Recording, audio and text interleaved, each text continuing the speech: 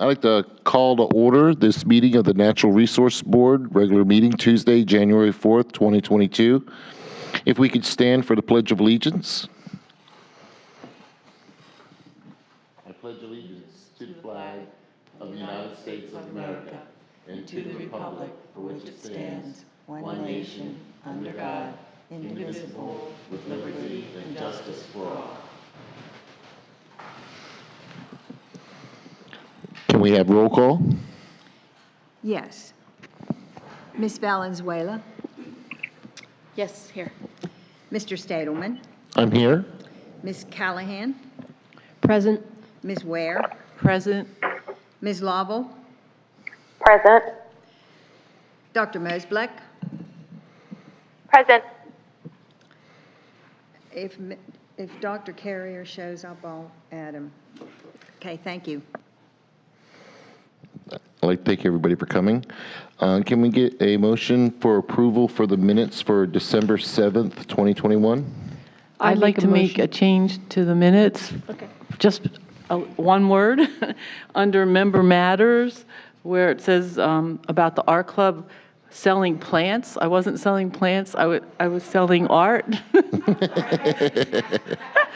So if we could just modify that one word. Thank you. And with that change, I would make a motion to accept the amended minutes. Second by Ruth. Can we get a vote to approve the minutes? Aye. Aye. Okay, and we'll move on to item 5 for announcements. Do we have any announcements today? No announcements. I announce it's a great new year. How's that? And item 6, public input. We do have a guest speaker, so no public input. Anybody on Zoom? Nobody's raised their hand. Okay, we'll move on to item 7, new business. Item A, guest speaker, Dr. Richard Baker from the Pelican Island Audubon Society with a presentation on the Trees for Life program. Welcome, Dr. Baker. Thank you, sir. Well, thank you very much, and thank you for inviting me. I appreciate being here and talking with you. Maybe we can have a conversation after I get through talking. I got some points that I thought we might bring up and could discuss, if that would be all right with you all. I did look up to see a little bit more about the Sebastian Resource Board, and your mission is to improve the quality of life in Sebastian by nurturing the balanced relationship between our citizens and our environment by protecting, preserving, and promoting our natural resources. And I noticed that Sebastian is designated as a tree city. So we should be proud to be a tree city. I thought I would show you our mission, which is very similar. To preserve and protect the animals and plants and natural communities and the land and water on which they depend in Indian River County through education, advocacy, and public awareness. So we're both interested in preserving our environment, and I think that brings us together. The other thing I think is interesting, I might just jump back, is that on your logo you have a pelican. And we are together, we have a pelican, well, we have some other birds on top of it too, but we do have a pelican in there. And we're called the Pelican Island Audubon Society. It was named, basically named after the refuge. And some of the folks that started early in 1903, when the refuge was started, a lot of Audubon folks were instrumental statewide to get that preserved as the first wildlife refuge. And then in the 60s, they were going to develop condos around the island, and a group of citizens in our county got together and said, that's not a good idea, in 1960. And it took them 4 years, but they got the state to buy the land surrounding the island. And then in 64, they disbanded. They got the state to buy it, and they disbanded and formed our Audubon chapter. So then we have the name that's how we got our name, Pelican Island Wildlife National. So I'm thinking it's really good that we two organizations can work together to stop our sixth extinction and the climate change. The fifth one was caused by an asteroid who wiped out the dinosaurs 65 million years ago. And, but the current one, the sixth one that we're in, is probably caused by us humans. And the new UN studies show that 1 million species of plants and animals are heading to extinction in a few decades. Climate change threatens the world's food supply too, so we might be starving. We haven't heard so much about the starving, but people are on our planet are starving now. On the positive side, the World Economic Forum says we need to plant 1 trillion trees by 2030. That's kind of what I'm here. The birds are disappearing from our skies. Sorry. This is some statues of the Labrador duck, the passenger pigeon, the great auk, the heathwren, and the Carolina parakeet are all extinct. And climate change, light pollution, pesticides, septic tanks, human poop, habitat loss, and all these stressors and more are hurting the birds that we love. We can't wait another minute, I don't think, to help. And we also can say this for the butterfly, the fishes, manatees in our waters, and even our polar bears are in serious trouble. This brings it really home that one of those birds that I mentioned in the previous slide, the Carolina parakeet, the last one was found here in Sebastian. That's pretty scary. This was one of the most common birds we had in our environment. And this one was shot by Frank Chapman, who knew that they were disappearing. There was 50 of them left here in Sebastian. And he took it and shot a few to give an example, which he put into Cornell University to preserve them. But this was a fantastic bird out there. And some of the farmers thought it was eating up some of their crops, and so they started shooting it to death. And it's a beautiful bird, but it's gone. And it's not very far from, just I'd say 4 or 5 miles from this spot right here where we are. So the Earth is in serious trouble with our birds. 432 species, 66% are in North America are at risk of extinction. 314 in the U.S., nearly 50% are in trouble in the next 50 years. Only 3% of the 5% of our Earth remains undisturbed, and our natural areas are not large enough to sustain nature. We're having a lot fewer breeding birds compared to 40 years ago, and 56 species have lost half their population. And the next slide shows when your population gets low. You see the bottom one in the pink line is when a population is low. If you get a downturn in the population level, it can easily go extinct. So you want to keep these populations up higher so that when they do dip from natural causes and things, that they aren't going to go extinct.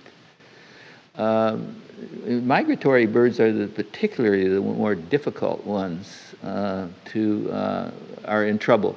They usually come from up in Canada, and then they go down to South America. But they stop in Florida along the way to get some food and nourishments.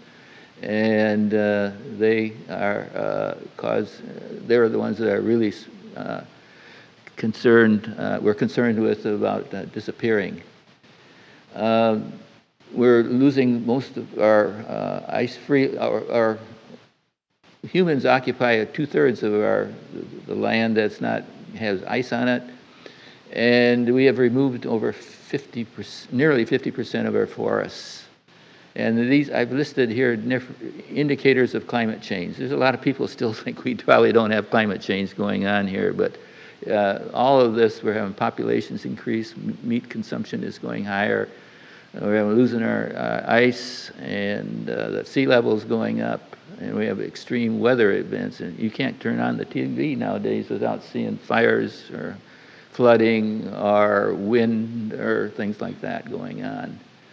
I just thought we were losing lots of our grass and plants that we had, and we are getting mostly invasive species coming in to replace these natives. This shows just a section down in the Vero area in 1951, showing that there was very few people either on the barrier island or on the island surrounding the lagoon.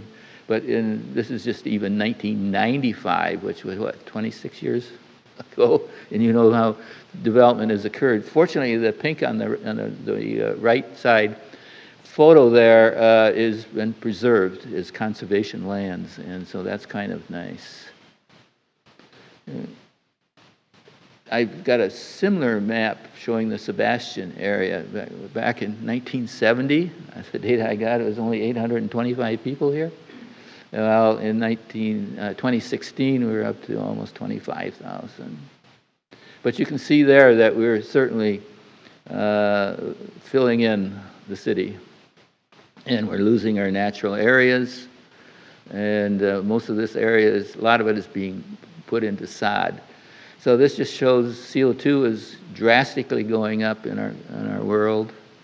In the last few years, the temperature is rising. Although the sun is that yellow, it shows the iridescence of the sun the sun's not getting any hotter, but our temperatures are getting a lot hotter, and that's due to a lot of different things. CO2 primarily. Sea level change is going up. A lot of places are going to be flooding. Miami particularly, you see some of those areas in there, and I imagine there's going to be quite a bit in Indian River County too of flooding going on. Antarctica is losing its snow and ice, and so is the Arctic. This, I don't want to go into too much detail here, but agriculture, fertilizer is really going up that we're putting out. Livestock production is going up a bit, but you can see that the methane is going up really fast and the nitrous oxide going up. So this just shows what could be. This is the moorings, the anchor in the moorings, and you can see how we're moving into the lagoon and filling up the natural space. Orca, the group with Edie Witter, has been sampling for nitrogen and phosphorus, and you see on the lower right-hand corner there, the nitrogen and phosphorus is in red around the moorings anchor, and you can see how bad it is. It's very high.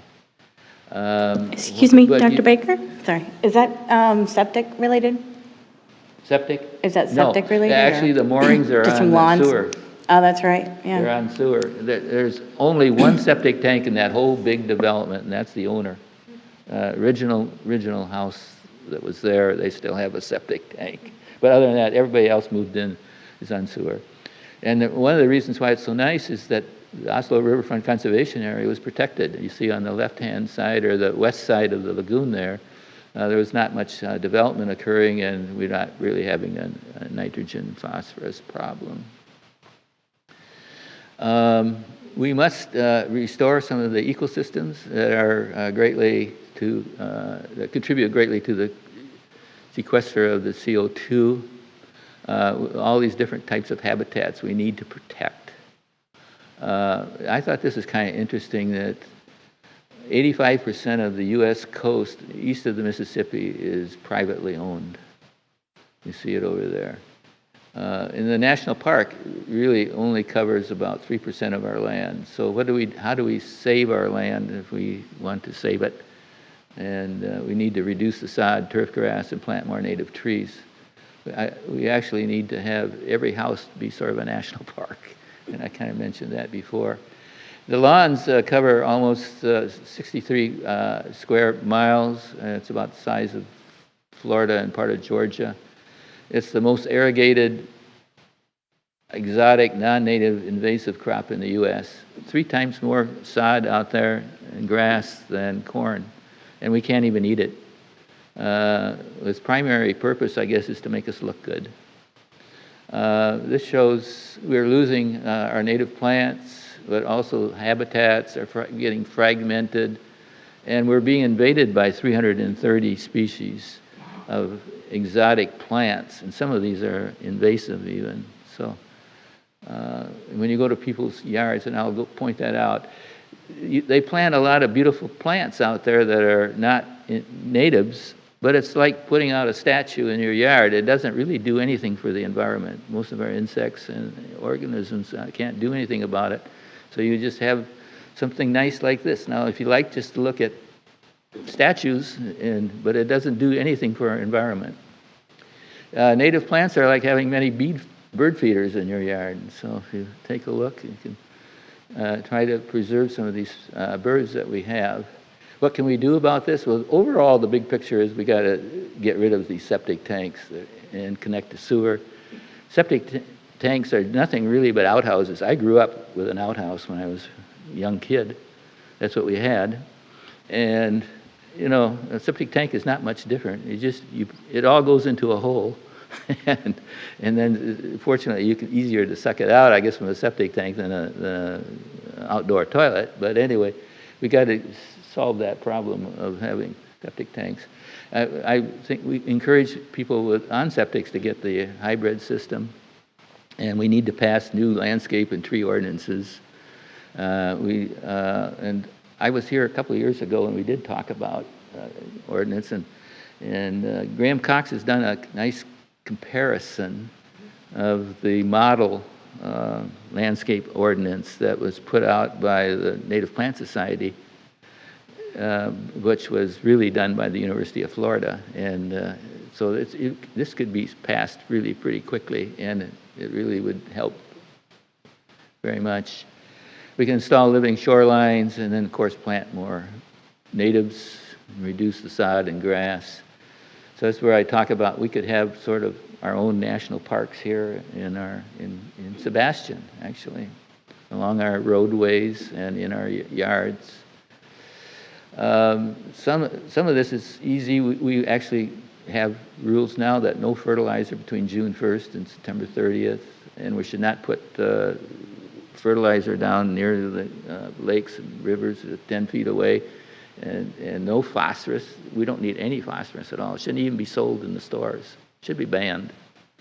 All our fertilizer should be without, and there's a few probably cases, but you should take it to the extension office and have them do a sample to see if you need phosphorus or not. And then it's slow release nitrogen, which is fairly easy to do. And then, of course, no grass clippings and materials that get in ditches and go into our lagoon. And one of the things I think, the existing ones, we don't really enforce. I don't know how you do here in Sebastian, but the county, I don't think, has arrested anybody for spraying fertilizer when they're not supposed to be spraying. The fertilizer ordinance is enforced through the county. Alexis Peralta, she's the education and enforcement. We don't have the means to do that. I mean, unless we see them applying it. She's trying to do it by education. And she does a great job educating. It's a very difficult thing to enforce. Well, when I went... Unless you see them doing it. When I see them doing it, I go up and ask them, what are you doing? Oh, we're just putting some iron out here. Well, I think it goes to these operators and to their regulatory authority should be checking what they're putting out in their trucks. You know, I would like to see that. Yeah. You know, because they have the means to test that, but we don't. Up in Alachua County, in Gainesville, they have a colored vehicle. Mm-hmm. And they go around and they do give tickets. And they do fine people. And everybody can see that truck. They know it's coming. And they know they're going to get caught. And so it's helped. And we should do something like that, I think, too. Just have this colorful vehicle going around. It's getting people like this to stop doing it, you know. So our goal is to plant 100,000 trees in our county and to save our birds, us, and reduce the carbon. It's pretty easy to plant a lot of native plants. 96 of our terrestrial birds rely on insects, and oak trees produce, in our county actually, 396 insects to feed birds on oak trees. Increasing the Earth's forest, the size of the U.S. would cut CO2 25%, which would help us. If everyone planted one tree, 8 billion, we'd reduce climate temperature 4 to 7 degrees. And the biggest and cheapest way is to tackle the climate crisis, but it takes time. That's what all these things would do for us. At our Audubon house, we're giving away some trees. We have bald cypress and southern live oak still. We've run out of mahogany this year. We've given out a couple hundred of those. We'll be getting some more. They're a fast-growing tree and To quite say they're nice. fast-growing, so they start having a profound effect a lot sooner, right? Yeah. And all the pine trees we've gotten rid of too, given away. And other plants we're charging $5 a pot. It's fairly inexpensive. We have every plant that we distribute, we know where it is. So out of the 10,000 that we've done, we've got them located, and we've got them actually on our website on a map where the different plants are. So if anybody questions us, we can show them. We got it on hard copy, paper. Everybody that gets a plant from us has to sign a little paper.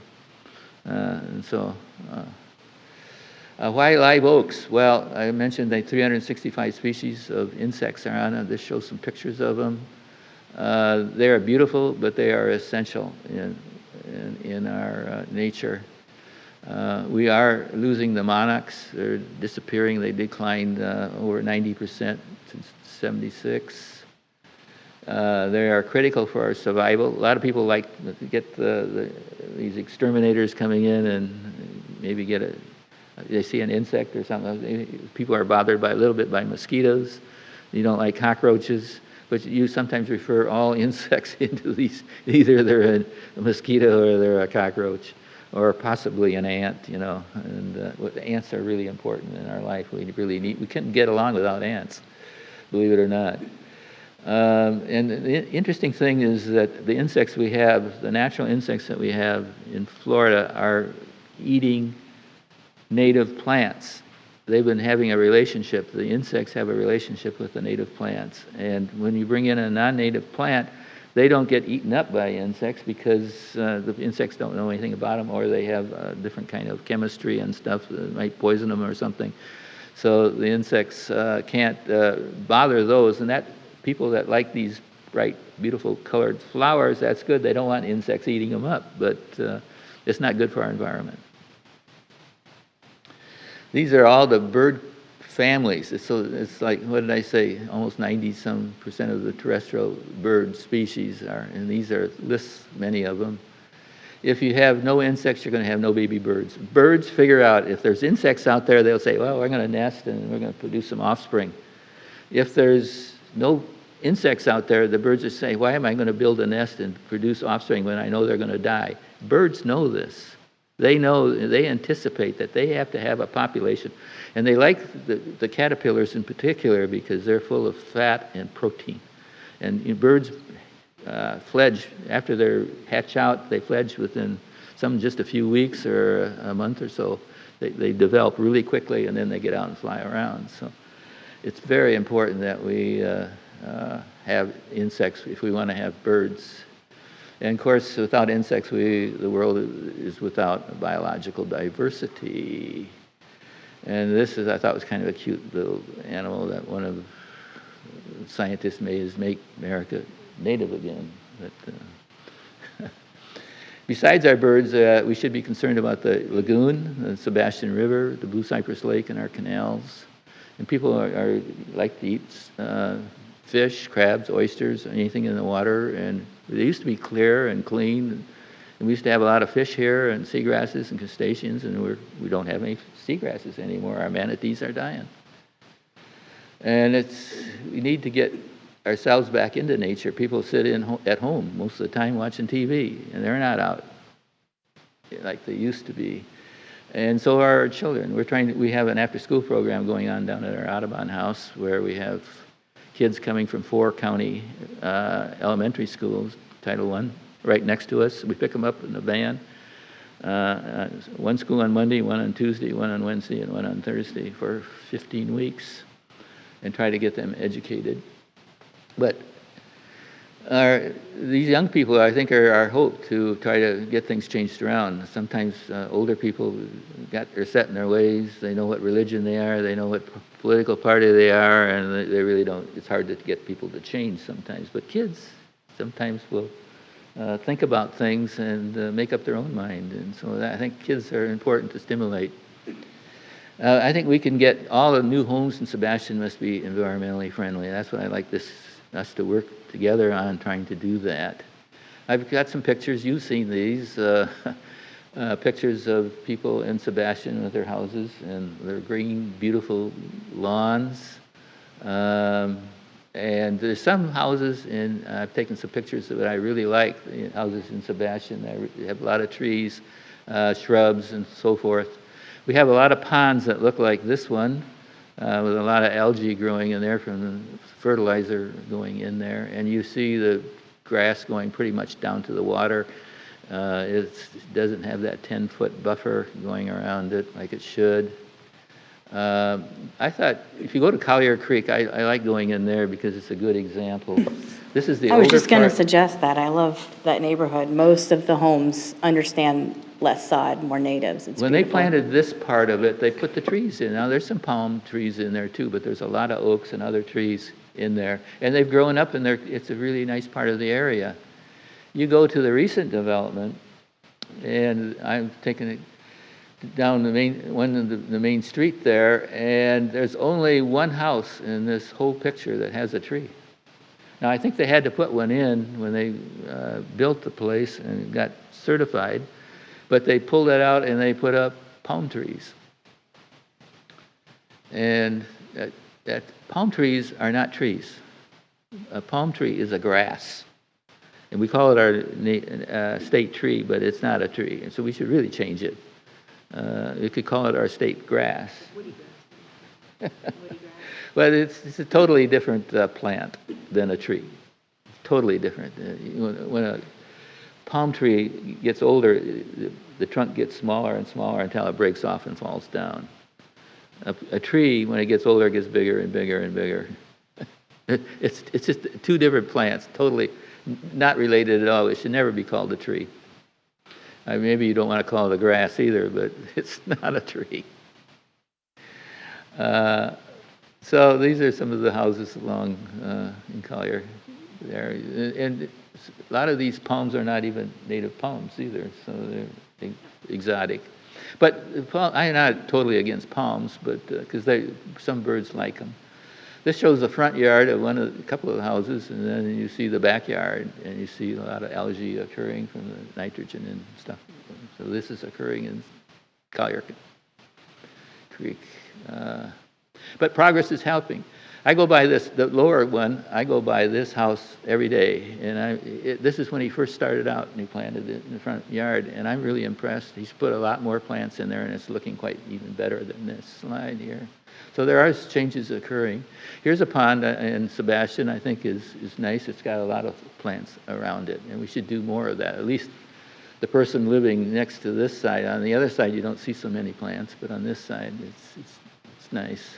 I can say that for the subdivisions, they have to maintain their own stormwater.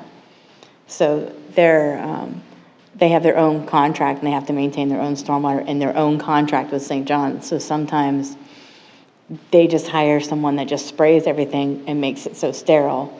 So it's really a tribute to that HOA and them wanting to maintain that vegetation. So many of them will start off with it because we require it, but then they just spray it over time. And yeah, we've got to do something with HOAs too. A lot of people want to plant native plants in their yards and stuff, and the HOA says no.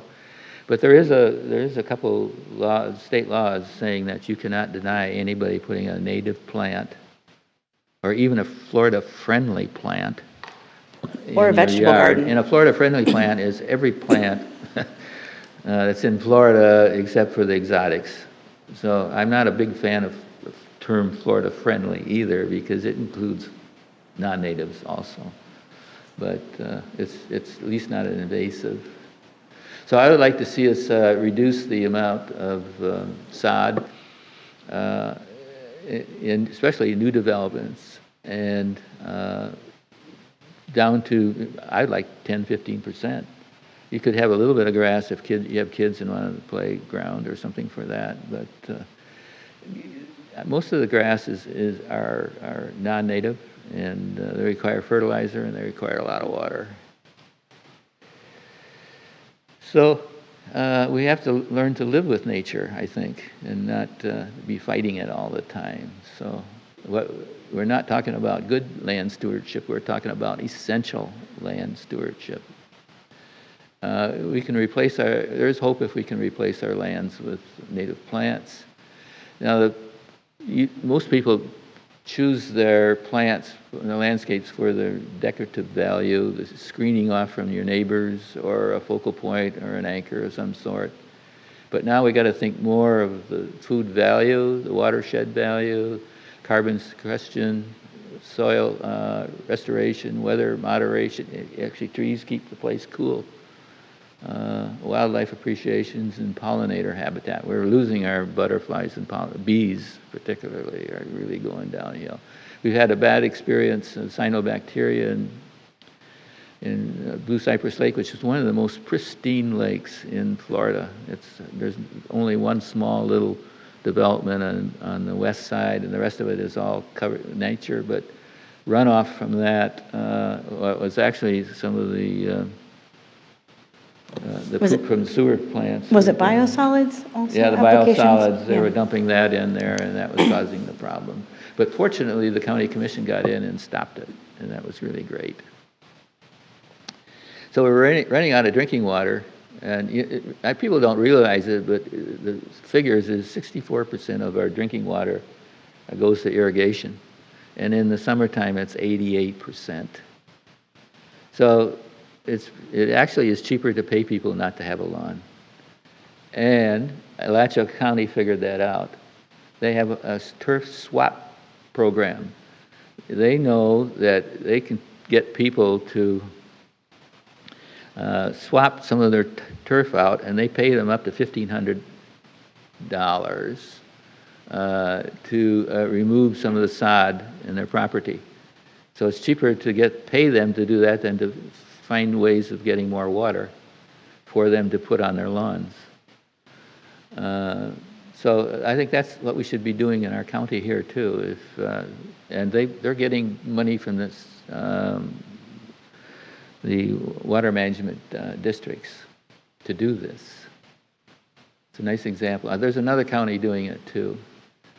But just even the lawns, they cause all the gas that we burn, the amount of fuel to do the lawn equipment, the amount of CO2 that's emitted from these blowers and mowers, the toxic carcinogenic air pollutants, the chemicals that we're putting out there, huge numbers, and then the money people spend to take care of their yard, have people come in and mow them. And what bothers me the most, I don't have any sod in my yard, actually. I don't have any irrigation, and I do have to mow some of the weeds around the driveway occasionally, but I don't have any.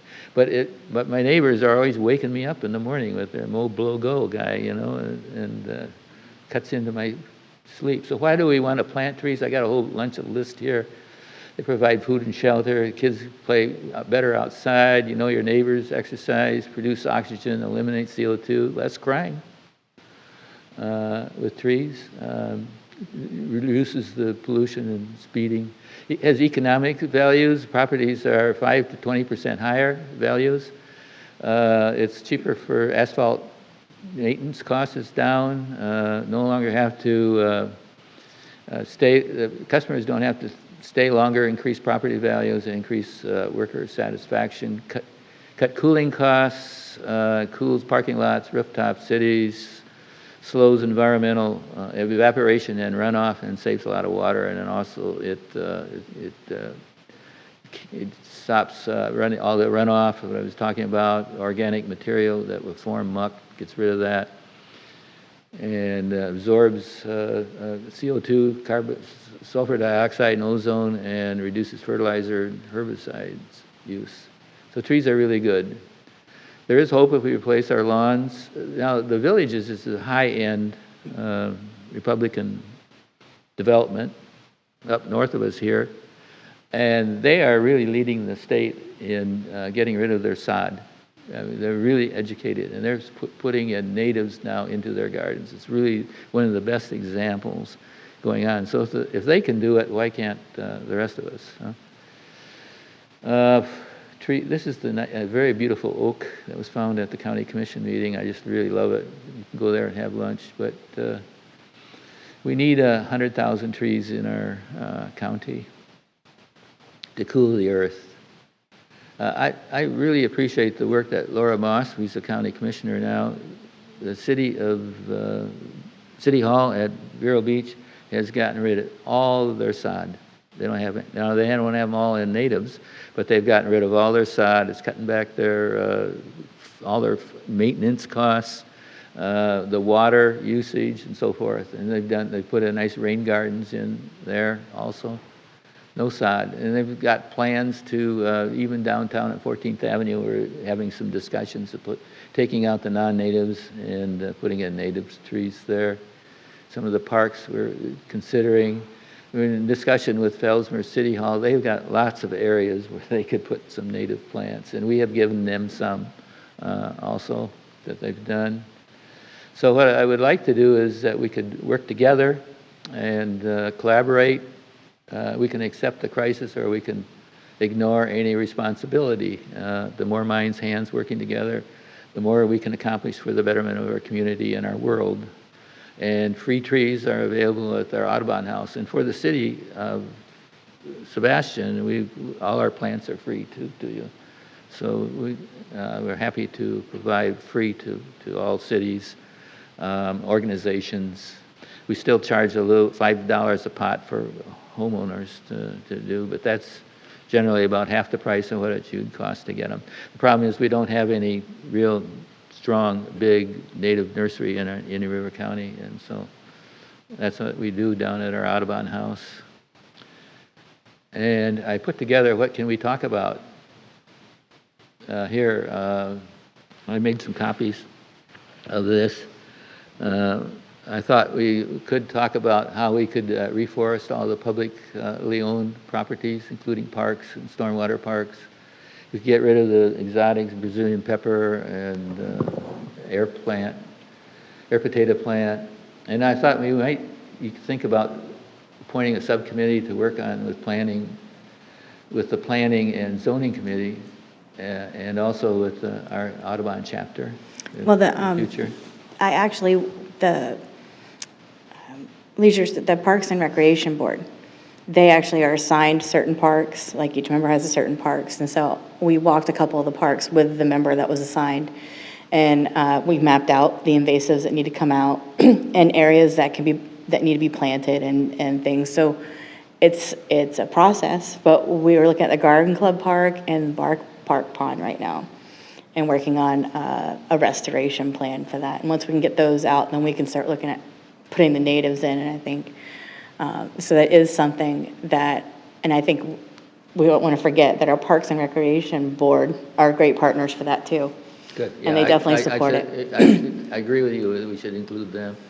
I would like to see us update the landscape and tree ordinances too.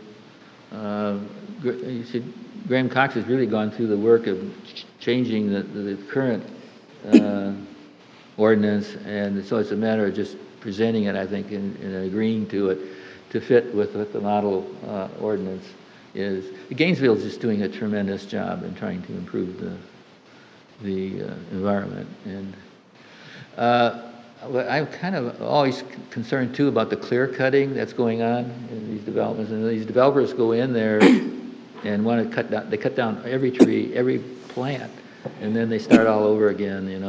Doing it. It's probably easier for them, but couldn't they leave at least one tree or some plant there?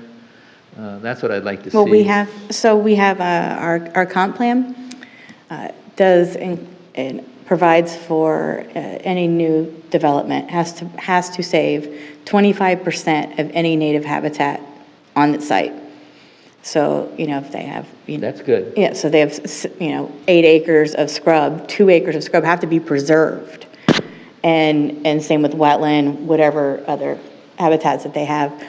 That is one thing that works out great. That also takes away development space. So then it's also encouraging them to put in green infrastructure instead of these big stormwater ponds, so they can still have the same amount of development, but we're getting more bang for our, we're getting more out of it. So one of our first subdivisions has come in early discussion. And that was the discussion today, was no, we're not just clear cutting this area. We're not taking it that way. And they tried to do the math and say, well, 7 trees per lot. Well, then this many trees is all we have to save. It was like, oh no, this is a lot by lot basis. Good. It's not going to be looked at that way. And comes from Paul all the way down, that's not how our comp plan's written, and we're not straying from that. So we're already starting to see that, I think. Good. I'm hopeful that as that subdivisions progress, that we'll see these changes. In a sense, you see some of these nice forested lots. And Sebastian's got many of them. It's got a lot of trees, and it's really woodsy. I go by them and I say, I wish we could just buy this lot and save it, And I would think that the neighbors next door would appreciate that too. It gives them a little more. I was on a lot today. It was full of so much beautiful scrub, so much beautiful scrub vegetation, and tortoises and foxes and rabbits, and we were a little sad. Well, the land around Sebastian is really, really nice. It's beautiful. It's a gorgeous place to live. If you have to be in Florida, it's a good place to be, I think. And then you just reduce the sod. It's really crazy. This is sort of an English sort of habit that we have, I think, from the wealthy people could put these sod grasses in, and so now we're all kind of trying to follow that. But it's causing a real problem for our world. And I think Sebastian could be a little bit more vocal on being a tree city too, and emphasize that more to the public, that we are a tree city. And this is one of the reasons we're doing some of these things here, is because we're getting, hopefully we'll get notice of it soon, that we'll get our growth award for the 3rd year in a row, and that's for putting extra funds aside and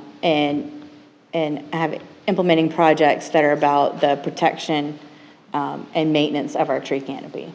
So work that we're doing in Riverview Park, for instance, we changed the pathway to preserve clusters of trees, and we're doing the same for the events, so that we're not compacting all of the root zones around these trees. So that's a big part of it, and that's why we keep getting the growth award for doing extra. But just to get that tree city designation, we have to have a certain per capita. This is about the amount that we put towards planting, whether it's trees we planted or we've had donated. We have logs of them all and sheets of them all. When I've ordered them from you, it's present, and it's a certain amount per capita that we have to meet that percentage to get that designation. And so we have to keep all this paperwork, and then I submit it every October, and then we wait, and we usually get it around this time of year. We'll get notice of it. But the growth award is a new one for us, and that's because we keep doing that extra effort and putting something up. Letter support for your Trees for Life, and what I'd like to see is have some more projects related to Trees for Life, and I think that where we start is not just telling people about it, it's about setting the example on city property. I think Definitely. We all agree that even before we change an ordinance, if we're not setting the example, we really aren't making the point. Yeah, you could get rid of all your sod here, like Vero Beach has done. Think how much you save in maintenance in parks. You look at parks and you look at the use for them. So just like how we did with the parks integrated pest management plan, we said, well, this is a passive park and this is an active park. Well, this is a park we play in the grass, or they have sport fields. That's different. We need to maintain turf. There's a reason for that. But when you look at a park like Garden Club, the grass isn't used in that way. There is no need to have so much sod. We could be reducing it greatly, having a lot more littoral shelf planting with with the layer of natives and native trees, and it could be a whole other park experience. Now, you could put a lot more trees in that garden park there. Yeah, and I think it just shrinks over time as cities are maintaining and they're controlling the weeds, and then and the grass creeps up, because St. Augustine's like a vine, and it just kind of keeps creeping up, and then some trees die off and they don't get replaced, and then the sod takes over, and it just becomes this progression. So it takes effort to bring it back to a better place. We are putting in a native demonstration garden in front of the county commission and building A. We've gotten approval from the county commission. It's right at the major entrance there. And we're going to be putting the garden in on January 15th and 16th. They wanted a professional architect, landscape architect, and we hired, I think, the best in the state of Florida, and she's done a terrific job. Stephanie Dunn from down south. Oh, really? And so we've got 21 different species of native plants, and we're putting down cardboard to kill the grass there. There's a little bit of a controversy with the county. They wanted us to dig it out, but most people say that you put down the cardboard and then you put pine straw on top of that and water it well, and that kills the grass. And then the Keeps the microbes cardboard is actually a vegetable from a tree and provides nutrient material for the new plants that you have. And it's much cheaper and it doesn't cost so much. And so we're looking forward to that. And so eventually we're hoping around the county commission that we can get more natives in there too. This will be an example for the community to see. But I attended a conference, and one of the big problems is getting lawn maintenance people educated on how to handle native plants. They're used to going mow, blow, go, and if the people want to hire somebody to sort of look after it, it takes a little more training to be a maintenance of native plants. And it doesn't require as much work either, but it does require some. And so we're hoping that this garden will be sort of an example for our maintenance outfits in Indian River County. Is that a certification program they can get? We should probably, I'm not sure. That's a good question. Very good question. I would think we could do something like that, give a certification. Be interesting. I'm trying to get it's right across the street from the extension office too.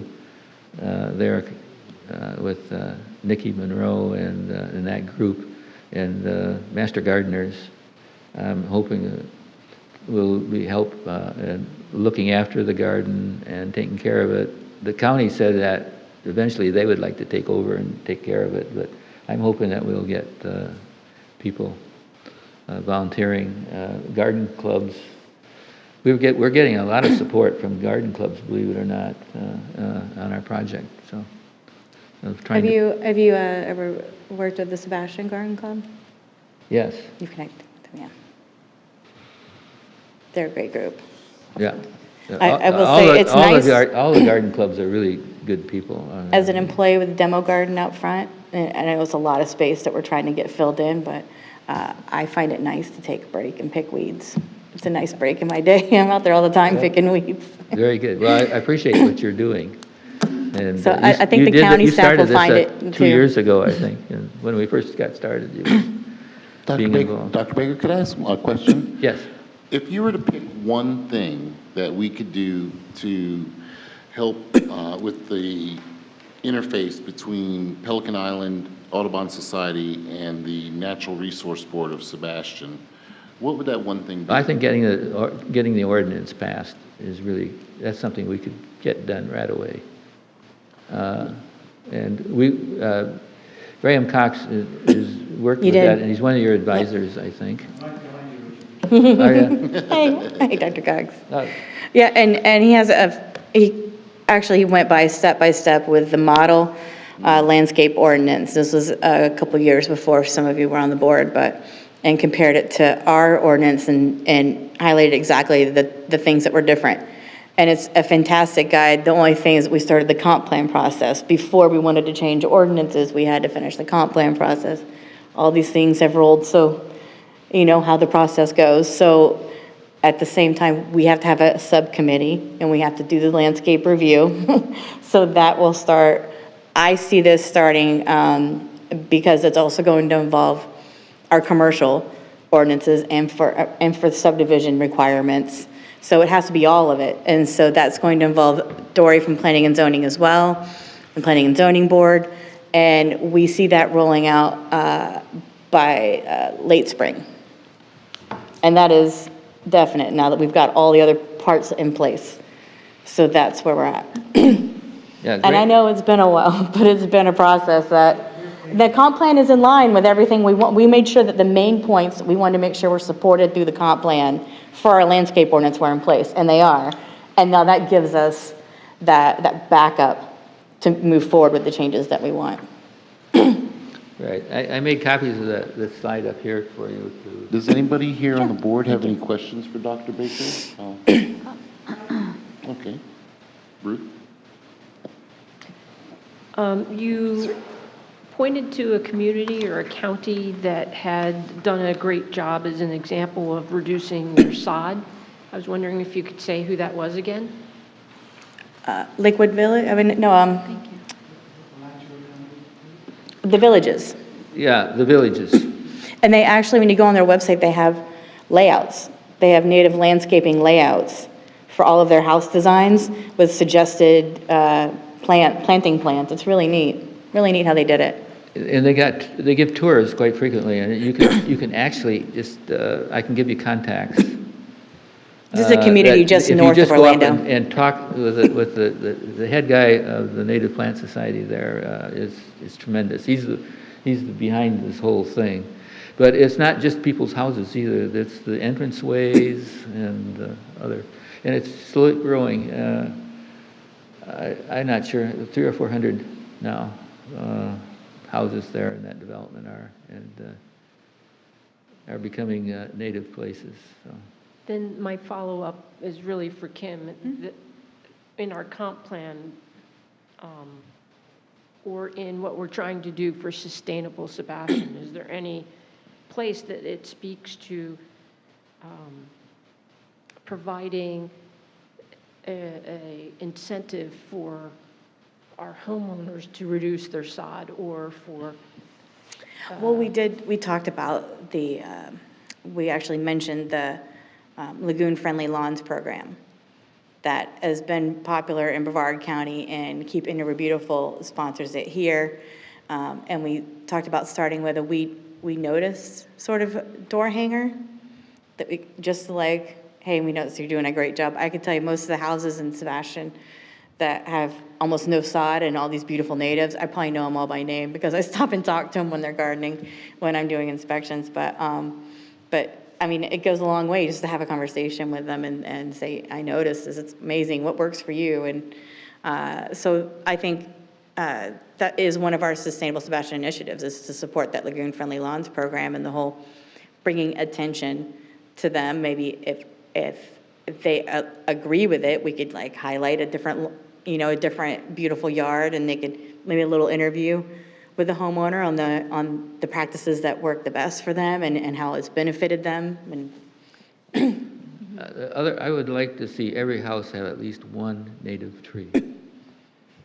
One native tree. We could get that done. It doesn't have to be an oak tree or mahogany, but there's quite a few other trees out there. Even fruit trees would be nice. Fruit trees are not native, but we need fruit. And so if you're going to, I'm all for putting in fruit trees to feeding our population and stuff. Or at the very least, a 5 by 5 foot area that is native, not just a tree, but an entire, just give us a square, just give native a square. So I have another question. What are the outreach methods that you use to get the word out? Well, we try to get publicity and advertise. Where? Giving talks. We have a center. Have you been down to our Audubon house? I'm not. Well, that would be I'd love to show you around. Okay. it's great. We should do it in our B tour. So what kind of, I'm learning about the Audubon house since I've been sitting in this chair every month, but what are ways that we can get masses of humans who love a green lawn and to drive their big CO2? Yeah, well, we've had conferences. COVID has slowed us up quite a little bit, and we're kind of Zooming most of our programs now. But we did have two programs that we did. We brought in experts, and we held that down in Vero, and that was very successful. We run our program pretty much on volunteers too, so we were welcoming people to come down. I mean, there's all these plants need watering at least 3 times a week. We're growing a lot of the plants ourselves. We go to wholesale nurseries and get plants and then put them in bigger pots and expand them out. So we do a lot. So that's educational for people. Yeah. Some people come pick up their plants. They find out about us word of mouth. We try to advertise if we can. But when they come and get a plant, they get kind of excited. And many of them just say, well, I'd like to volunteer and be a part of this. So I don't know. We probably need some more help in this area and how to get the word out. Yeah, like YouTube commercials. You mentioned Pelican and all the stuff you put in Pelican about trees for life, plants and birds. Yes, we do have a nice newsletter called the Pelican, and we have material written in there. We have a great website that lists all the plants that we have. Okay. And information on each plant, what kind of plant it is, what it's good for. You also participate at Earth Day. Pardon? You were at Earth Day. Yes. We promote them on our website as well, and whenever you post something on your Facebook page about the plants and trees, we repost it on the city's Facebook page too. So. It seems like we're advertising Jesus at church, though. Like, I mean, I would really love to, I mean, we don't have to talk about it right now, but I mean, I would love to just see more and more outreach to everybody, not just people who are already interested and headed to the Audubon House or searching the internet for sustainable practices, but I mean, I don't have any solutions right now, but it just seems like HOAs, the landscapers, the developers, the people who are making the decisions for the fertilizer, for the lawns, for the landscaping, for the buildings, these are the people that need outreach. Right. These and it's not just, I mean, there's a home welcome for people who are interested, who come to you. But I am very interested in helping see, you know, just for example, I've been switching over from watching a lot of TV to watching YouTube, and there's a guy right here, somewhere around here, Lulich. He's got a commercial on YouTube about, I think he's a real estate person or he's a lawyer. But I know about him now because I watch YouTube and his commercial comes up. I don't know how much that costs, but that is a very effective modern tool to get eyes and to get just an interest. Right, you're right. And Picture of a dead bird with the word extinct on it, that got me. No. So let's keep going. I mean, I'm just, thank you. By the way, are you the voice on the radio commercial?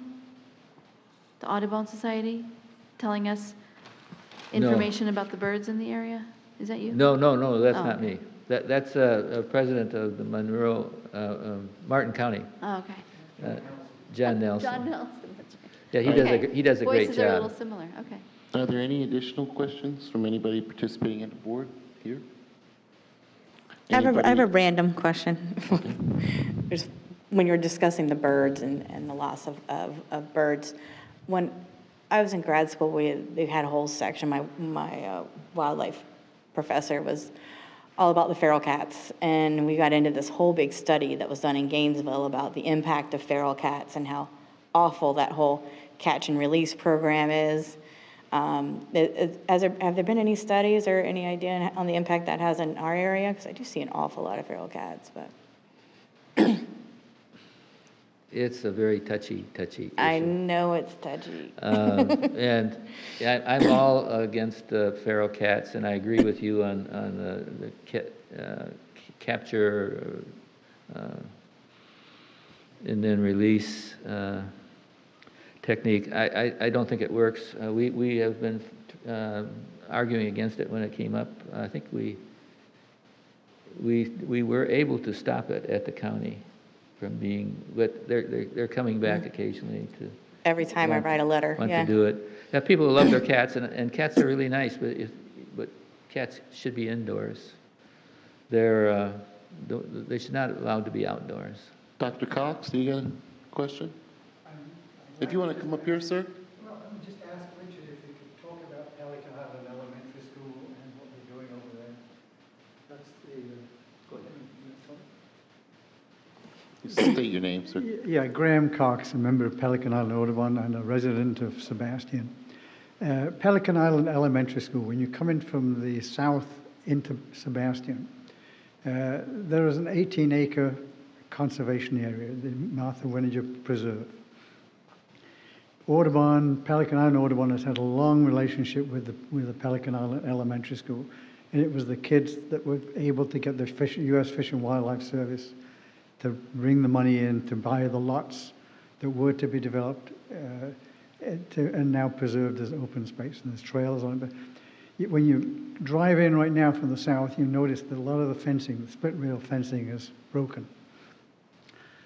At Christmas, end of last year, we were able to raise some money, about $30,000, to start rebuilding the fence, so that we've now started on the loop where kids get dropped off in the morning.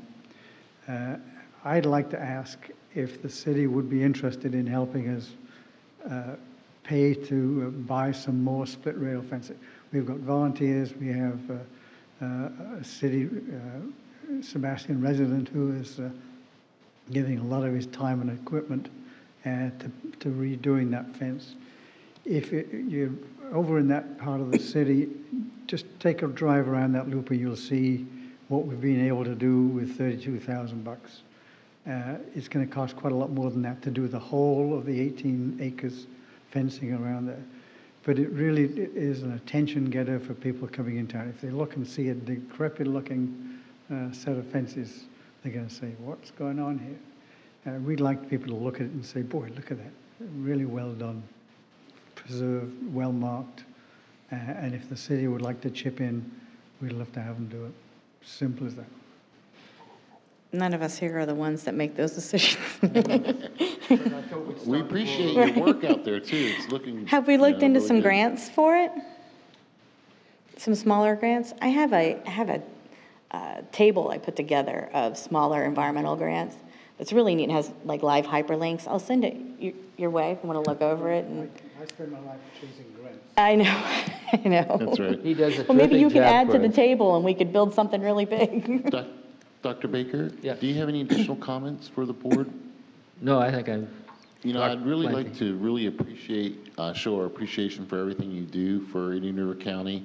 If you guys haven't been down to the Audubon house, the address for it is 195 9th Street Southeast. That's Oslo Road in Vero Beach, Florida.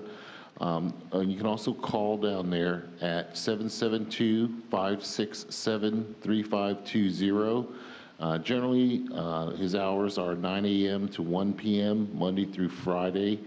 And you can generally find somebody down there at that time. I've been down there several times, and you can take a tour of the place. They'll be glad to There are give some you as much fantastic information trails as possible. behind and across the street from it as well. Really nice trails. Yeah, we're surrounded by a 440-acre conservation area. It's got about 5-6 habitats, It's really beautiful, really different beautiful place. places. Yeah. Thank you for coming tonight, Dr. Baker. I would just, Dr. Cox. you're welcome. I'm just going to say that if you come down to get plants, I should have mentioned this before, come down on Wednesdays, Fridays, and Sundays from 9 to 11. That's the time we would like people to pick up their plants. 9 We're to guaranteed to 11, have somebody there to help Wednesday, you. Friday. Fridays, Sunday, and Wednesdays. Sunday, Wednesday, and Friday. You got it. Hey, and this is Jessica. I did have a question. Are there any upcoming planning events where volunteers are going to be needed? Yeah, on those dates, we'd love to have you. But, will you need help on the January 15th to 16th at the county offices? Yes, if you'd like to come with a shovel, we'd love to have you. We're going to have plant of over 100 plants of 21 different species. It's going to be pretty and nice. We'll be putting down cardboard, and we're putting in one big tree and 3 small, believe it or not, palms. What time, January 15th, county At administration? 9 o'clock. meeting? 9 o'clock, county Yeah, administration. If you Right. send me information, I'll send it out to the board and post it on our Wonderful. site. Yeah, on the 15th and 16th. We hope to get the thing, most of it done. Ms. Lovell, do you have any additional questions? No, thank you. I would like to propose an idea. Well, Dr. Baker's up here. Dr. Mosblick, do you have any questions? Nikki? And go ahead, Ms. Hagler. I would like to consider approaching the Parks and Recreation Board and challenging them to partner with us on planting trees. It's a new year, and I think that we could set a goal of 100 trees in this city in a year. To plant 100 trees on city property really isn't a whole lot of trees. It sounds like it, but it's not a whole lot of trees. I want to know what the board thinks of that, and if a couple members might want to come with me to the next meeting and challenge them to join us. What do you think? Board, what do you guys think? Yeah, or even introducing the idea of that turf, you know, on the big fields that kids can play on. Having the turf that we were introduced to last With the meeting. water permeable? Yes. That's something that requires grants and installations. And then This we is can go something up where the we have ladder the trees too, right? available. We start with Parks and Rec, then we work our way up to City Council.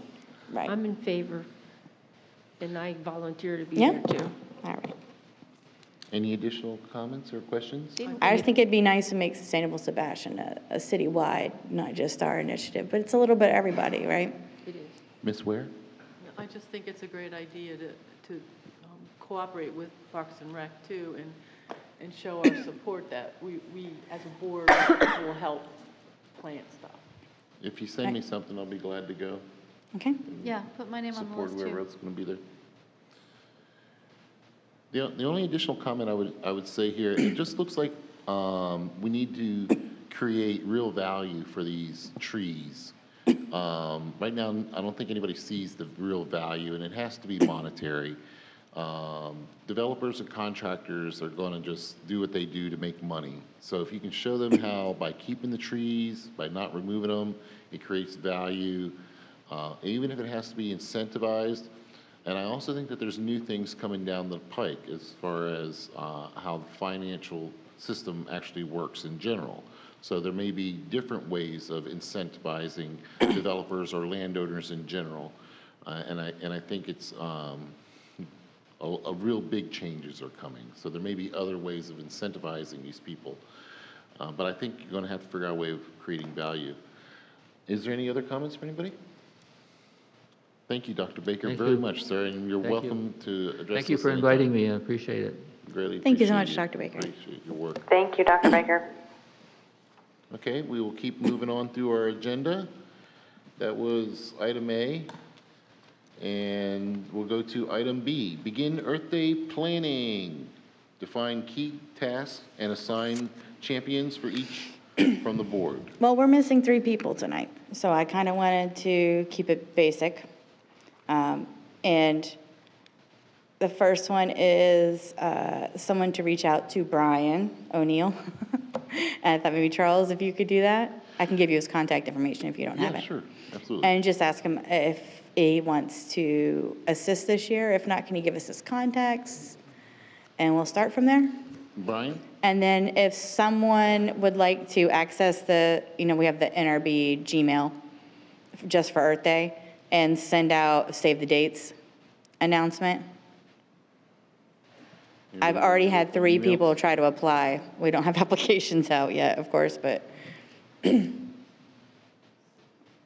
23rd, is that the date? The 23rd of April? correct.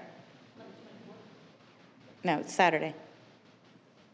Okay, so you need somebody to work on the email mailing list? We already have it. I mean, Okay. we have all the contacts from last year And and years So, before. Are you looking for somebody to create like a flyer to put on it? Just a little blurb, this is save the date, blah, blah, blah. We're not gonna, but I was gonna talk about the flyer thing. I've always done something with like different graphics and things, and I think we should really use a piece of art. So I thought maybe we could do something where using a scan of original piece of art from you or someone else in the club, but you've done some beautiful pelicans and something like that we can just make the background and we can just put some words over the front. Sure. It's something to be really pretty. And I have a great So pretty and person. basic. Yeah. Okay, sounds like you got your champion there. Yeah. And what was number 3? And then that was number 3 was send the save the dates and then the volunteer to reach out to Brian. That's 3. Oh, I got 3 Brian. main things we gotta get handled in advance. And then we only have 4 more meetings until Earth Day. How does that happen? What time is the event? All From what day. time? Yeah, but from what time to what time? All day. From 9 in the Too morning till long. 5 at night. I think we do it actually from 10 to 4. 9 to 4? 9 to 4? Yeah. But we get there early, like, we're generally there before the sun comes up, laying the place out. Well, you are. Yeah, And I am. You are, and then everything else.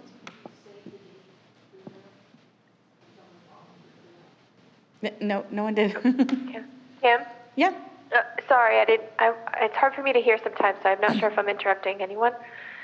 But I've done the email for the save the date in the past. I don't mind doing it Okay. again. I don't know if I have the login information for that, the NRB email. If you don't mind sending it to me. It hasn't when changed, you but I'll get a send it to you. chance. Okay, perfect, thank you. And then you'll see, Ron handles all the mass communications once, Yeah. that gets going. So Thank you'll you, see his yeah. whole address. He put it all together. He's reorganized it, so it's real easy. And I was Perfect, yeah, that's a big job, so it's much appreciated. Yep, thank you. Yeah. That's it. Thank you, Nikki. And I was supposed to mention about the newest people on the board doing the gopher tortoise summit. Yep. What? So we may have our champion rite for of gopher passage. tortoise. And, but if you need help with that, I'd be glad to help you. Thank you very much, by the way. There you go. And you'll have fun. It's other than that, do you need anything else? for us to Those are the get main started things that we today? just need to get moving right now. I don't want to make too many decisions and we have 3 people Yeah. missing. But in next meeting, I'll have that full organizational chart and we'll start divvying up the stuff. Does that sound Does anybody good? else have any other comments on RD? Yeah, I do just have a comment for the Earth Day. I mean, I've already tried to get, the music, the music appointments going, and as far as the music is concerned, I mean, I'm assuming there's going to be a lineup of bands.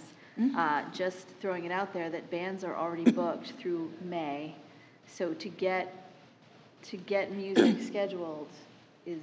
We have the same bands every year. They're actually Same like, bands? yeah. Get with, All right, so I'm out. get with. You're not out, no, yeah, not at no, all. give I'm it just Kim. saying, These guys there's know. room They for already more, know. but I'm saying ours are They pretty know. set. Yeah, give with Kim, she'll direct you on that, and also right. Brian is our contact with that too. So, He's a previous board member. Those bands really want to come back, it's just for one afternoon. That, he knows Killer all the Bees. They were- ins and outs. And then we have, the Yeah, ukuleles. So, again, I'll be trying to do the poster contest again. Great. I would like to be able to do it with more than one school. I was wondering maybe if the Audubon House might want to participate in something like that, since they've got 3 elementary schools coming there. Yeah.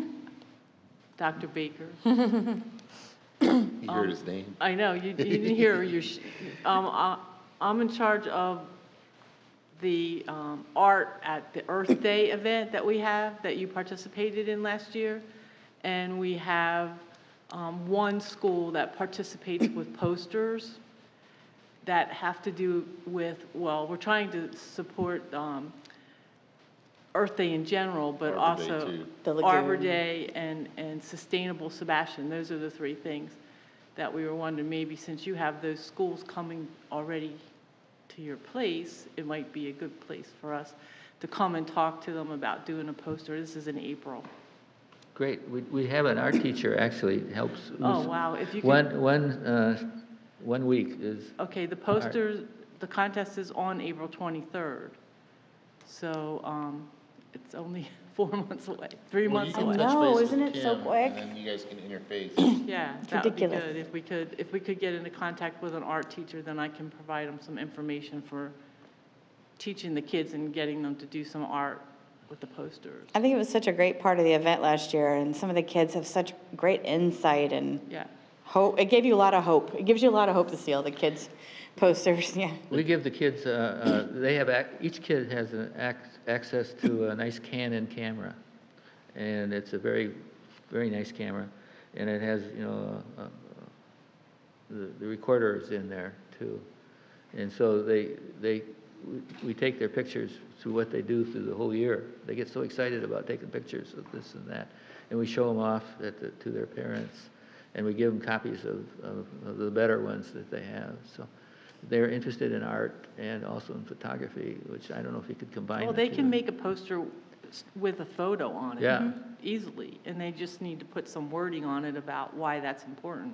It sounds great. Okay. All Mixed media. our 4 schools are within 5 miles of our Audubon house. And we are working with the Pelican Island Elementary School, though. Also, that's our 5th school. But we haven't, it's too far to take the kids from that school down to where we are.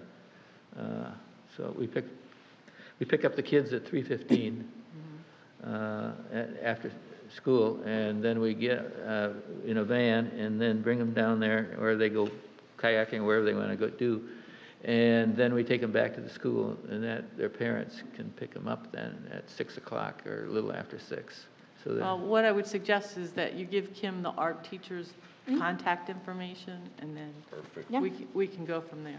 I don't know if you know, Donna is also she's the president of the Senior Art Center, of the Art Center. Club. I know, Art because club. Senior Center and the Art Club of Sebastian Art Club. That's right next door. Okay, good. Are any of you involved with the murals? Some of our members are, yes. Yeah, I think that's another great thing you're doing in that Sebastian, neat? there are these murals. Yes. And my wife is involved in some of that. And some of them are including birds on the murals. And you could have other things too. So your art students might even be involved in that. Good. We have a nice mural down at our Audubon house too. If you Yes. want to come down and see it. Thank you. Does that answer your Begin Earth Day planning, Kim? Yep. All right. Anybody else have any questions? No? Okay, we'll move on. Anybody participating online, Dr. Mosbeck or Ms. Lovell? No, thank you. Thank you very much.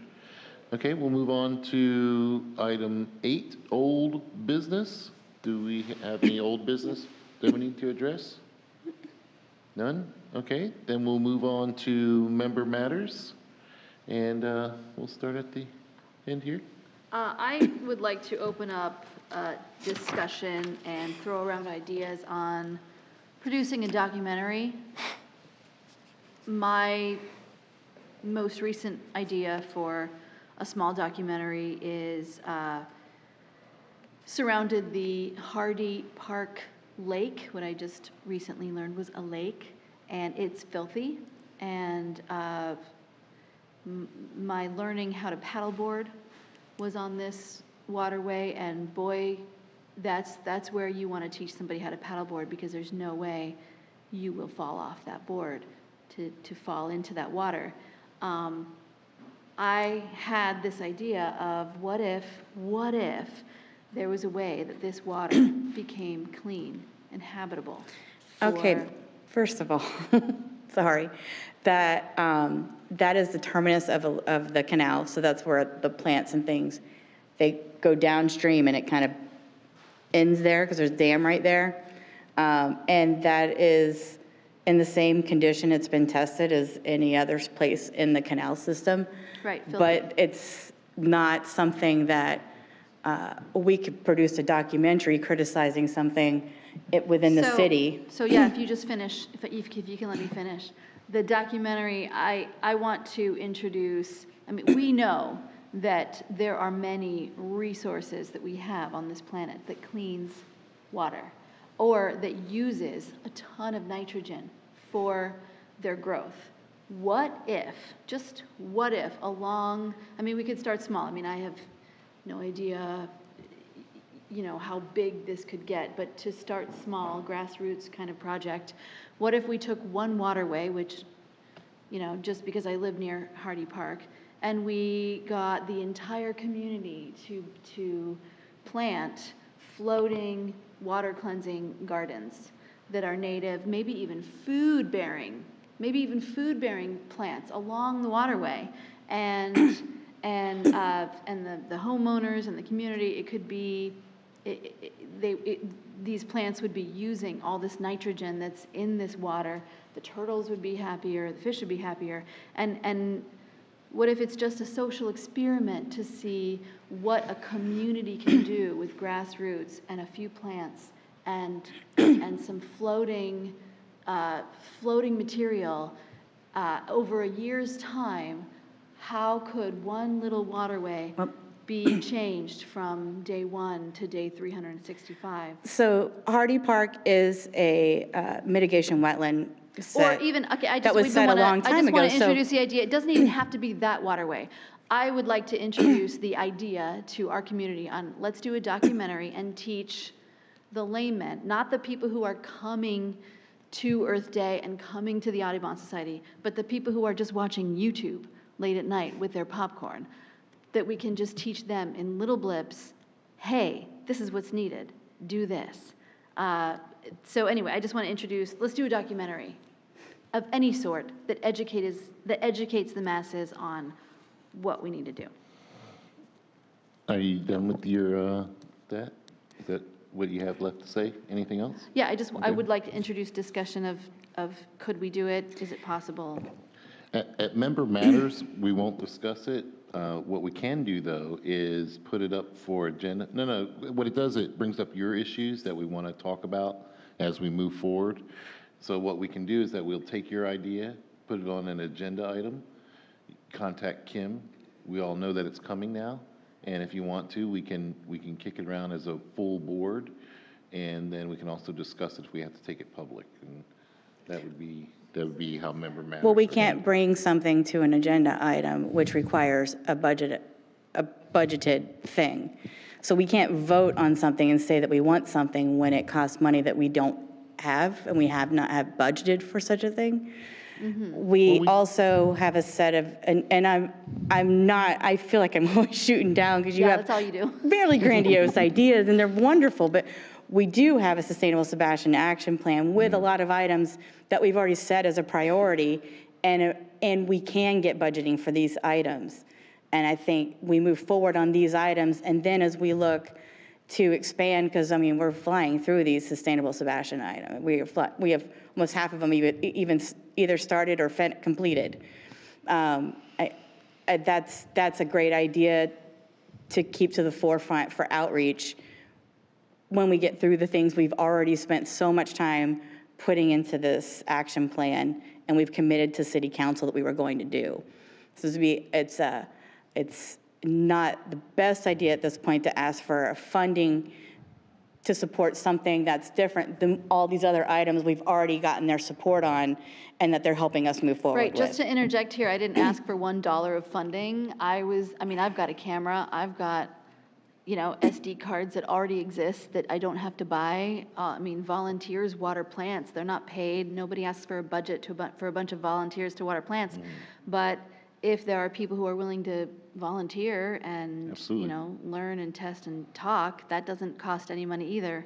So I just want to introduce the idea of, you know, documentary making and outreach, because it's very important. I've heard other people talk about it too, and it's not something that's foreign people spoke, and actually, Yeah, the and one then to gentleman put it- made and a then- documentary, and it, you know, however it went. Yeah, and then to put another thought in there is that I've heard it said that we're way ahead of the goals. Like, I've heard you say that we're halfway through all the goals that you Sustainable want. development goals. Yeah, and the action plan.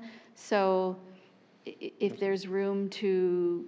Make it a work in But our- progress. Yeah, if there's wiggle It's- room, great. But also our, you know, our efforts, our time, and should be focused on the goals that we already spent so much time finalizing, formulating into this action plan.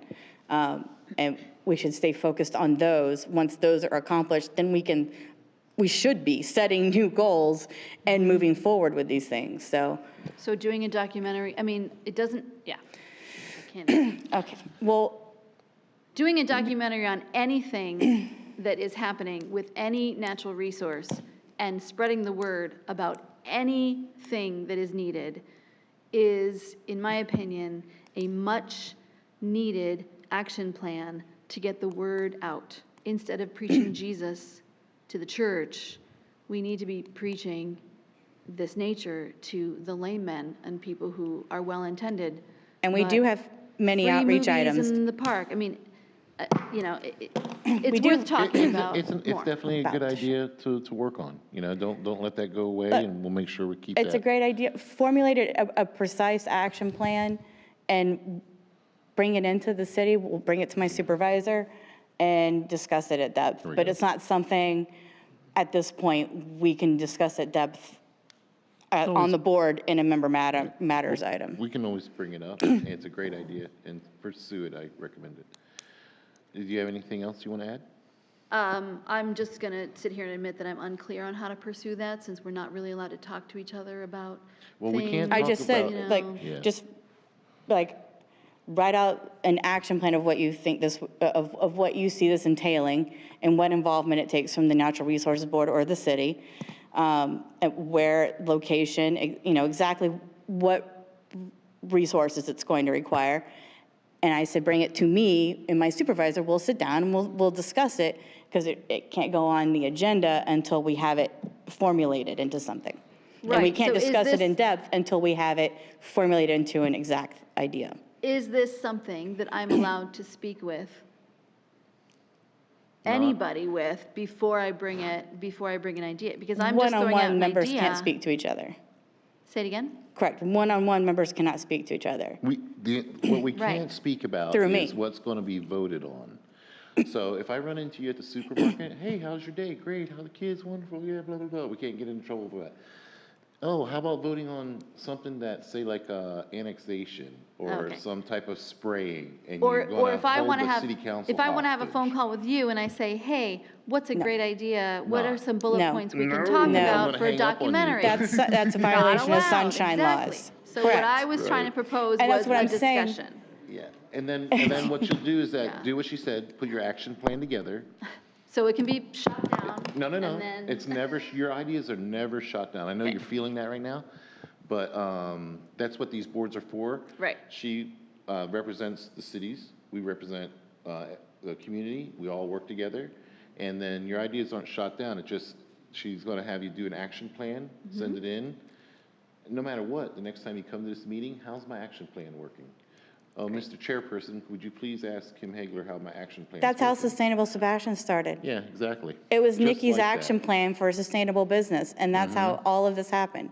Just And like you just did. This is how You- all of these things roll, but we have to have it has to be clear what resources are expected from the board, what resources are expected from the city. And that doesn't mean Right. just money, that means staff time or plants or a location or Right. a number of things. Landscape But we just have to ordinance, have these things fertilizer, formulated all before that. we can actually sit, discuss, and vote on any of it. That's all I'm saying. And if you do it the other Thank way, you. you'll get us all in trouble. right, well, I want to be clear But we and can definitely educated. be on Thank board you. with that. Thank you for the info. Okay. Ms. Ware? Nothing, thank you. Ruth? Go right ahead. One thing I wanted to mention, and maybe I can bring this to the Parks and Rec. and someone who does enjoy the waterways as well as you've heard, I like to bike. I also like to be out in my kayak and stand-up paddleboard in the waterways. And one of the things I also do, I have my sailing certificates. I don't have a sailboat here, but what I have sailed some great adventures. Ran into some sailors here who are people who live in Sebastian, and while there's a great kayak launches that we have in several locations, one of the things when you have no boat or motor on a small sailboat, it's hard on windy days, which is when you want to be out in the sailboats, to use the docks. And so I know I promised him that I would just bring it up, that it would be really great to have some shoreline that's available to, so to speak, crash into. Did you meet that gentleman during the beach cleanup, the coastal cleanup? I did not. I actually was biking and ran into him sailing. Is it the same gentleman? An older gentleman with a small sailboat? Probably. Reluctantly brought his stepson with him to clean.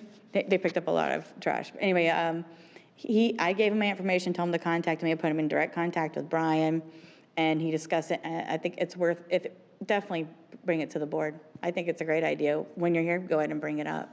Okay, great. Because it's not the first time it's been mentioned, so it'd be good to say, and here's another person also interested. And I think you made a great point, is that even our boat launches, there's the docks on either side, and if it's windy, they just slam right into it. They can't launch from there. But I guess a good spot is actually over by that Harbor Lights Preserve. That's where he went out at, launched from. Right. And the city does own that, so. And being that we have sustainable Sebastian, it kind of fits in that, they're not burning hydrocarbons when you're. Right, motorless transportation, always, yeah. Yep, so as sustainable Sebastian has goals of bringing ecotourism here, I look at that as a positive thing. Absolutely. So, moving on, I had another thing. It's also related to agenda item 11, and that is when Emily Dark comes here next meeting, having been to her presentation once before, I know that it's great that you can look up at a screen, but I recommend everyone being here, so she really interacts and shows things, so it's helpful for you to see it, not just on a screen. So a plug to be here if you can. And then a question to you, Kim, really just to say, when I reached out to Emily to come, I said one of us would follow up and wanted to know. I'll give her a call. It was just to provide the details to make sure she knows where, when, and anything else that she might need to know about the AV equipment. And I'm happy to do it and take that away from you, and you copy. I can send, because I can send her a Dropbox link where she can put her PowerPoint in there. So I'll take care of that. Thank you. So thank you. I'm done. All right, Sandy Beach area for landing craft and the Gallagher show from Emily Dark. Be here for the show. Anybody participating at home, Ms. Lovell? Do you have any member No, matters? sir. No, sir, thank you. Dr. Mosbeck, do you? Thanks, Charles. I just had a quick point I wanted to make about Alessandra's idea for the documentary. I honestly don't think it's, let me rephrase. I do think it's worthwhile us pursuing some video way of advertising our efforts, whether we are, like, say, for example, after the Earth Day Festival, I know that there's press about it, but you could have clips, video clips summarizing what we do, put it on Facebook. If you have some kind of like a short PSA, to be able to, like, even with Emily Dark coming and the intercoastal, no, I'm blanking on the word, but the cleanup that we do by the Main Street boat ramp, just those types of events to allow citizens to see what's happening, what effect they have, et cetera. I think that short kind of PSAs could be incorporated with a lot of our Sustainable Sebastian initiatives. So Alessandra, if you're working on the action plan for, coming up with this and enabling us to discuss this at a future meeting, you may want to look at the Sustainable Sebastian kind of action plan that we've got and see if there are any places where there is kind of opportunities for public outreach, essentially. Right, we did a video similar to that for the oyster garden, and it was really cute. And it ran on the cable channel for a while, and it had, you know, all the different activities we did, and it was great to highlight these things that we were already doing at the time, right? Yeah, I think video is an effective tool of communication, much more than, you know, pamphlets for certain audiences. So yeah, I think those, you know, short PSAs are definitely worth pursuing. Thank you, Nikki. Thank you, Nikki. Thank you. Any additional comments from anybody? The only thing I have for Member Matters is, first, I'd like to thank everybody for participating on the float and everything, to getting us through the holiday season. Happy New Year to everybody here and as well as at home. Thanks for participating on the board. I look forward to a very productive year. I'm very grateful to be here and still be the chairperson, and I look forward to leading us in the future. Whatever we need to do, I'll be glad to participate. It sounds like there is some legs for doing some type of video work, regardless if it's a documentary or a PSA. I think they both can work with each other there. So I think we got some room to work there. But again, I'd like to remind everybody we're still in the middle of a pandemic, which I do feel is very naturally related with what's going on in the environment. Everybody can take their time just a little bit, be a little more, slow down a little bit out there, be a little more courteous. Remember, we're all in this together. And that's about all I have for Member Matters for me. We'll move on to item 10, Staff Matters. And staff, you guys do still matter. Without you, we wouldn't be able to do all this. Can we talk about how awesome that LID workshop was? What's that? I'm Hey, sorry? can we talk about how awesome that LID workshop was last month? It was great. Right? That workshop We had was 40 people. Yeah, That's the awesome. low impact development workshop was just spot on. And I don't know if everybody also knows, but they're doing impact development workshops like that in the county as well. And a lot of us are doing overlap. I attended the last one, and a lot of what we're saying, they're saying, so I see a lot of synergy working with Sebastian in the county moving forward. I think Sebastian is really starting to get its own legs. We did it first, I'm just saying. Yeah. Just kidding. It was really amazing. And you'd be amazed at what the planning goes on in these meetings. And I had a lot of residents that have seen it, that were here, and that saw it on, on TV afterwards, and reached out wanting to volunteer, wanting to help. It was really awesome, and a lot of people just called and asked me questions, and I can answer questions if anyone has any questions. I'd like to get some of the materials up and do a new page for NRB. We have multiple pages, do a LID one as well.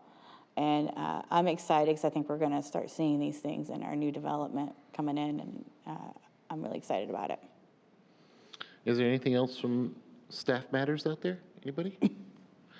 Okay, we'll move on to item 11, items for next agenda. And we were already talking about Emily Dark from the Indian River Aquatic Preserves Program.